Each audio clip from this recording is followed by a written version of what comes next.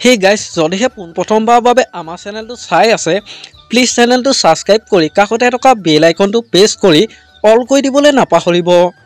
লগতে এটা কথা কওঁ যে মোৰ আৰু এটা ইউটিউব চেনেল আছে, নামটো হৈছে দেৱাশিষ ব্লগ 20K। আপোনালোকে যদি চাব বিচাৰে ডেসক্ৰিপচনৰ লিংক দিয়া আছে, এবাৰ গৈ চাই ল'ব। কি কথাত ভুল বুজাবুজি হ'ল অভিনেতা আকাশদ্বীপ ডেকা আৰু অভিনেত্ৰী আংগুলতা ডেকাৰ মাজত বিভেদ সৃষ্টি হ'ল।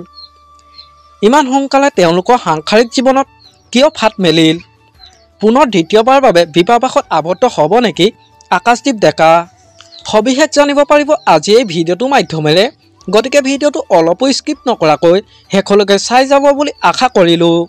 আপোনালোকে নিশ্চয় জানে যে আকাশদ্বীপ ডেকা আৰু আংগুলতা ডেকাৰ দুয়ো প্ৰেম বিবাহ হৈছিল 2015 চনত।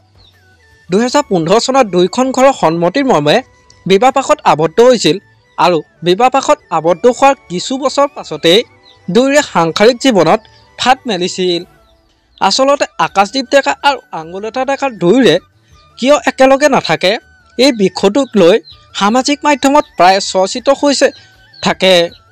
এই বিষয়ত বিভিন্নজনে ইণ্টাৰভিউত প্ৰশ্ন উত্থাপন কৰিলেও আকাশদ্বীপ ডেকাই সেই প্ৰশ্নৰ পৰা ফালৰি কাটিবলৈহে কয় কৰ্মসূত্ৰে দুয়ো পৃথকে থাকোঁ বুলি। অন্যহাতেদি আকাশদ্বীপ ডেকা আৰু কন্যা নমামীৰ জন্মদিনটোতহে তেখেতৰ পিতৃক লগ পায় বুলি আমি জানিব পাৰিছোঁ।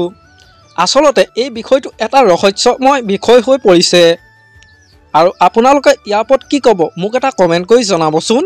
আমাৰ আজি ভিডিঅ'টো আছিল ইমানেই। আজিলৈ বাই বাই।